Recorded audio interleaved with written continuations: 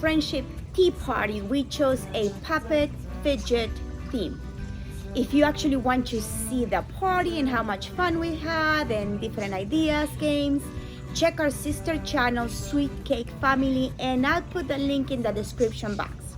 Now, I decided to make a heart-shaped puppet because it is a friendship tea, so that worked perfectly. By using this method, you can make any shape of puppet that you would like. Of course, the simpler the shape, the easier it is going to be for you to actually do it. Let me show you how I made step by step this heart puppet, and maybe you can find some inspiration to have your own fidget puppet party. I printed a heart from the computer that I thought it would be a good shape for a puppet, not too pointy, and folded in half. That way it gave me a guide for a bigger paper. And then from that paper, after I cut it and I saw that I liked it, I decided to make it even bigger. And I have this cardboard, so that gave me a guide. If you have a projector, this will be great to make exact shape that you would like with all the patterns from an actual puppet. I do have a projector, but it just will take so long to do this step that I am just drawing it by hand and see how it comes out. So when you open your cutout, you have a symmetrical heart.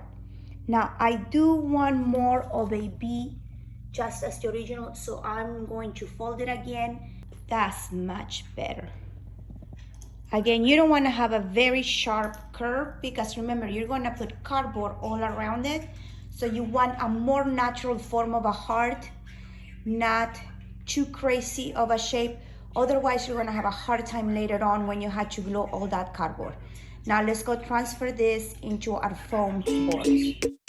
I secured the back with masking tape, but as you can see, it can still have that little fold.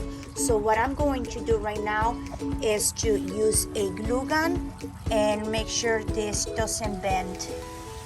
Working with a shape that doesn't have straight lines or 90-degree angles is a little bit more difficult to figure it out where do you want to make your lines, because you have a starting point here to the length over there and also somewhere around here. Now I don't want to make a line and then at the end have a very small area either at the bottom or at the top. So what I figured out for this heart is taking in consideration the awkward shape is 4.5 inches, and it worked perfectly because even the bottom part, I mean this is 4.5, 4.5, 4.5, 4.5. Even the bottom part is just almost a little bit bigger than 4.5, so that will work perfectly. The other thing is I wanted to make sure the lines are straight and I'm pretty certain that this is very symmetrical, but just in case, what I did is using a cutting knife or something that you can poke, even a pen, I just poked a little hole in this side where I have my markings, and I drew a line on the other side where those markings came. That way I have a straight line. Also, I wanted to see where my line will go. I can move the heart back and forth for this area where I had to use the glue gun. That way I can put the board right on it. So that gives me the flexibility of where do I want this heart on the board, considering that I had to glue 2 of the foam boards. Let's see. How much do I have up here? 4.5. That looks good. And I don't have a small area here. It's almost 5. But that way it looks more proportional. Now I can see where I want to trace my lines. Probably here, let's see, right there.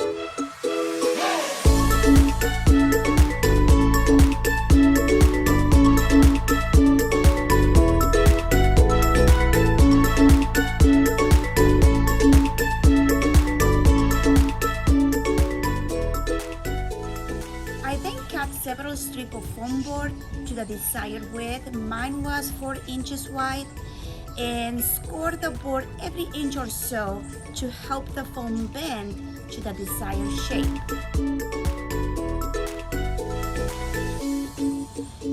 a glue gun, glue the sides to the heart shape. I made a mistake to start from the bottom tip. I would recommend you start from the top V of the heart and then work yourself around to the bottom.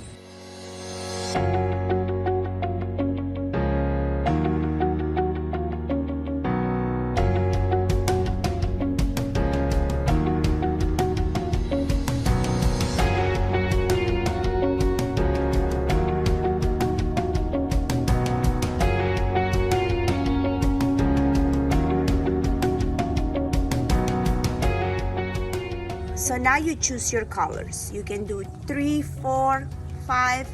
So I decided to do the colors that most closely matches the balloons. The red, the orange, the yellow, the green, the blue that I'm going to mix. That way I get that closer shade of blue.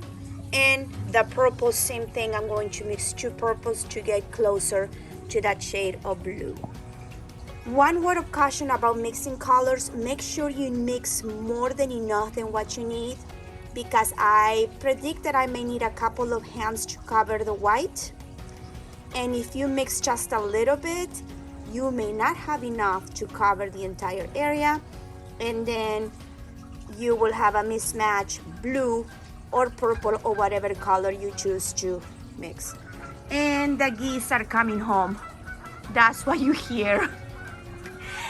The crazy calling that they make is just beautiful, but it is getting dark, so I need to go ahead and get started with the painting.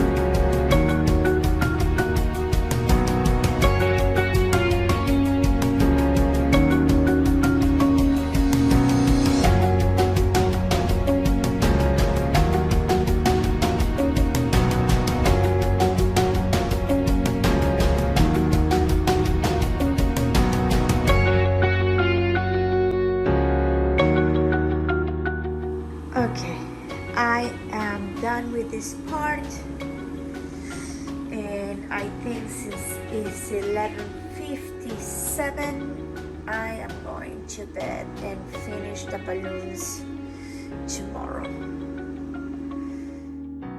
And now is the time to inflate the balloons, the actual puppet part of the heart-shaped puppet.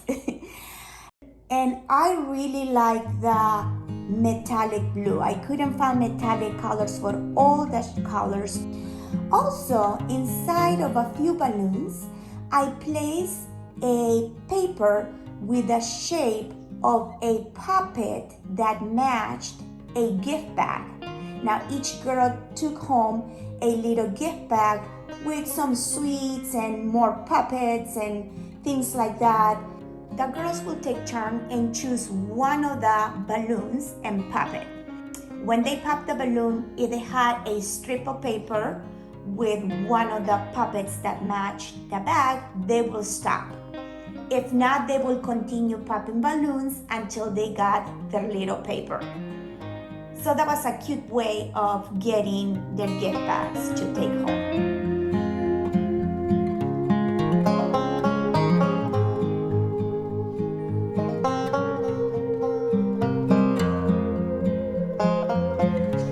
Haven't done so, please subscribe to this channel and like this video and help this channel grow.